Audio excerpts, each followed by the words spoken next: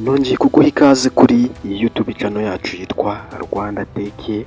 Muri iyi video ngiye kuba nakwereka uko wakumva radiyo zo ku isi hose nta ekuteri bigusabye. Hari igihe uba ufite smartphone ariko nta mutwe wa ekuteri ufite kugira ngo ubashe kuba wakumva radiyo, cyangwa se waba washyiramo n'umutwe wa ekuteri radiyo ushaka kuba wakumva ntibe yafata. Ngiye kuba rero nakwereka application waba wakwinstara muri telefone yawe ukazajya wumva izo radiyo zose nta ekuteri bigusabye. Kamanze nkwereke kugira ngo wenda ubashe kuba wamenya ko ibi bintu wenda bikora. Wenda dusuppose nshaka kwiyumvira radiyo zo muri Leta Zunze Ubumwe za Amerika cyangwa se mu Burusiya, naza nandikemo wenda Russia, hano nakirike gutya, nindangiza barahita banyereka amaradiyo yose aba mu gihugu cy'Uburusiya.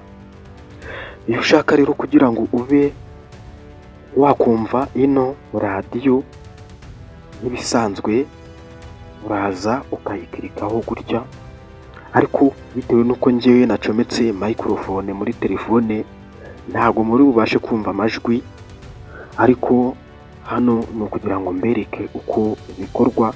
Ubu nka gutya iyi radiyo ndimo kuyumva nta ekuteri yizemo.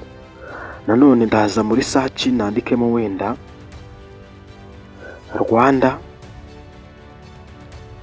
ndaza nkande kuri Rwanda, nindangiza ndasacinga. Urareba ko hano barahita banyereka amaradiyo yose aba mu gihugu cy'u Rwanda. Harimo Flash FM, Hope Radio. Nk'ubu Hope Radio abantu benshi ntago bayizi, ariko iyi radiyo ibaho. Uko uri kubibona rero hano bari kunyereka amaradiyo yo mu gihugu cy'u Rwanda. Iyo ushaka kuba rero wayikanda se cyangwa iyo ushaka kuba wayumva, uraza ugakanda hano handitse gutya. Wenda niba nshaka kumva Flash FM ndaza nyikirikeho gutya, nindangiza ntegereze. Ubu ngubu iyi radiyo ndimo kuyumva nuko harimo microphone. Iyo ushaka rero ushyiramo n'ibihugu bitandukanye, wenda dushyiremo South Korea cyangwa se wenda muri North Korea.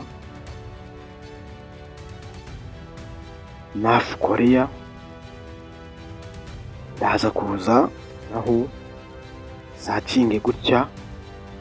Urareba ko nibura muri North Korea hariyo radiyo yitwa Pyongyang. Ubwo nk'uko mubizi rero umurwa mukuru wa Korea ya ruguru yitwa Pyongyang. Ubwo bivuze ko muri Korea ya ruguru habamo radiyo imwe yonyine. Reka wenda twongere dusacinge muri Iran, aho turebe radiyo zibayo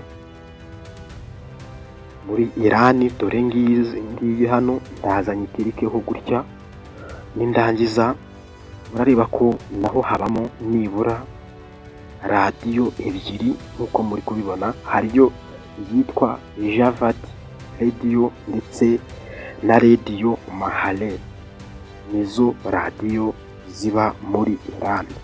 Hanyuma rero ngiye kuba nakwereka iyi application uburyo yitwa.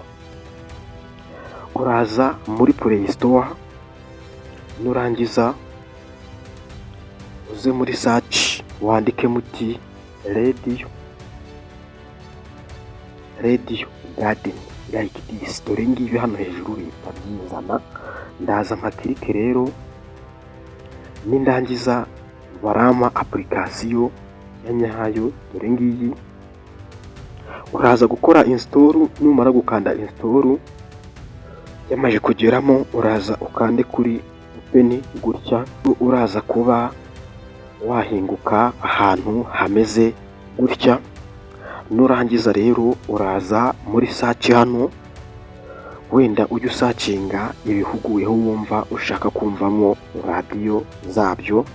Kadusacinge no muri Iraq, naho turasacinga urareba ko Irake nayo ifite amaradiyo menshi cyane.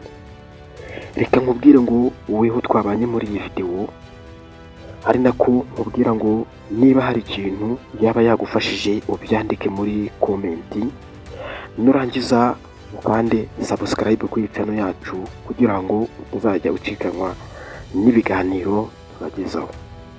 Reka nkubwire ngo kuri wowe twabanye muri iyi videwo, tuzasubira mu yindi videwo itaha. Uri umuntu w'agaciro cyane.